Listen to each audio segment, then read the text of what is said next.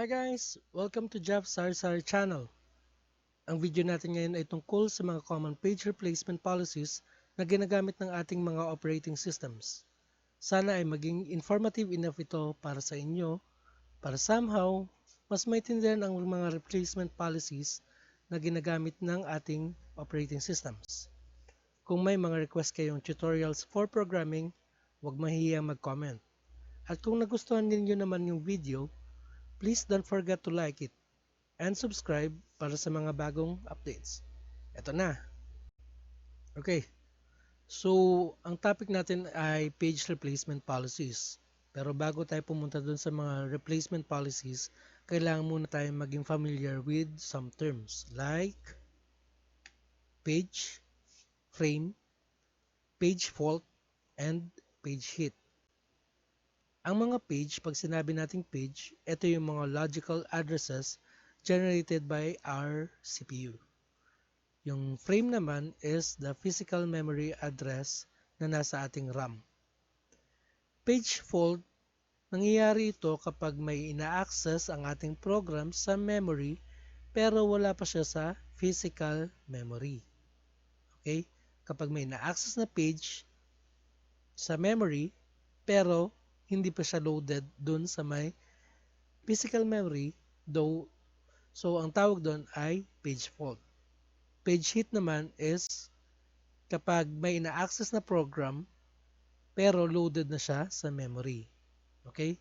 So kabaliktaran lang siya ng page fault. Okay. Bali, tatlo lang yung replacement policies na i-discuss natin. Una, yung first in first out. Second, yung least recently used. And third, yung least frequently used. Yung first in first out, ang ginagawa niyang replacement is yung old pages, yung oldest page, yung i-replace sa frame. Tapos, si least recently used naman is kung sino yung page na nandoon sa frame for the longest time. Okay, almost the same sila na first in first out. Pero mamaya, madidistinguish natin kung anong pinagkaibahan nila. Si least frequently used naman is nagre-replace siya ng page that is least often used. So, yung hindi masyadong nagagamit. Gumagamit tayo ng tracking para trina-track natin kung ilang beses dumating si page dun sa may frame. Okay? So, let's begin. So, we have here a series of pages na dapat i-load sa frames or sa physical memory natin. So, using first in first out na policy, susubukan natin i-simulate sila. So, first na dumating, C2, wala pang laman sa frame. So, lalagay natin siya dyan sa frame 1. Since wala pa siya sa frame, gaya nga ng definition ni page fault, ibig sabihin na yung nangyaring page fault. Wala pa siya sa frame eh. So, may mangyayaring page fault. So, kung napapansin nyo, nag-iba yung color ng cell. So, gumamit ako ng conditional formatting to do that. Tapos, may calculation na rin dito sa may page faults para hindi na manual na bibilangin yung X. Okay? Para mas mabilis. Next, dumating si page 1. Pero, meron pa tayong tatlong frames na available. So, wala pa siya sa frame. Again, may page fault to. So, copy kung ano yung nandoon sa frame 1. Tapos si page 1, lalagay natin sa frame 2. May page fault na nangyari kasi wala pa naman siya sa frames. Next, same lang rin, 2, 1, 4. May page fault ulit. Susunod, 2, 1, 4, and 5. May page fault ulit kasi wala pa naman si 5 dun sa may frames.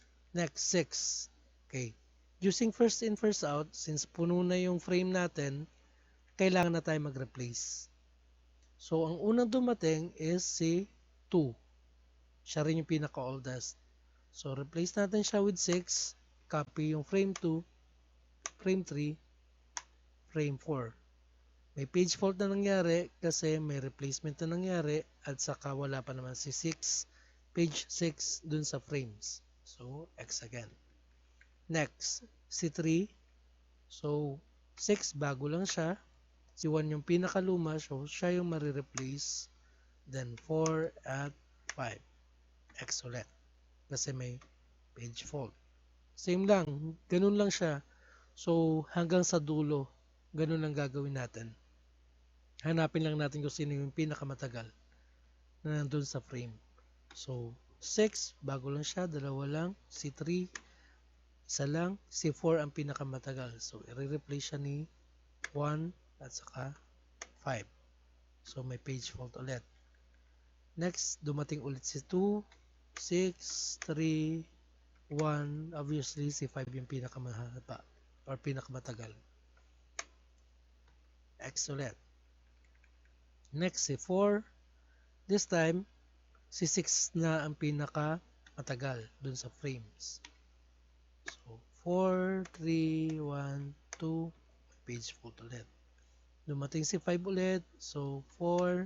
Si 3 yung pinakamatagal. Replace 5, 1, and 2. May page fault ulit. Next is si 2. Pero, meron na siya dun sa may previous frame. Okay? So, walang replacement na mangyayari. Diyan na mangyayari yung page hit. 1, 2. Page hit to. Okay? Page hit siya. Pero, i-blanko na lang natin siya. Para hindi mag-count. Okay? Blank na lang natin para hindi siya nakakalito. Yan. Blank siya. So, next, dumating si 6. Si 4, tatlo pa lang. Si 5, dalawa. Si 1 ang mahaba. So, si 1 ang i-replace. 4, 5, 6, and 2. May page fault na nangyari. So, palit natin yan. X. Next is, sino yung pinakamatagal? Si 2. 4, 5, 6, 2. Yun siya, oh. Pinakamatagal. So, may page fault ulit. Oops, sorry. Hindi napalitan. 3. Dito, 3 ulit yung dumating. Walang nangyari kasi may page hit. So, retain lang yung current na set of frames. Okay. Dumating si 4. May mangyayari. Wala. So, copy lang ulit. 4, 5, 6, and 3. This time, dumating si 2. Hahanapin natin yan kung sino yung pinakamatagal dito sa may frames. Si 4 ba? Mukhang si 4 nga. Kasi si 5, hanggang dito lang. Si 6, 4 lang. Si 3, 3 lang. So, si 4 yung i-replace. Then, retain si 5, 6, 3, and X. Using first out on this sequence, nagkaroon tayo ng 13 page fault at meron tayong 3 page hits. So, mamaya, alamin natin kung sino sa 3 ang may pinaka-efficient way of handling yung mga pages based on the number of page faults. Kung sino yung pinaka-konti sa kanila, then siya yung pinakamagandang policy. Okay? Thank you. Abangan nyo lang yung susunod. Yung LRU tapos yung LFU.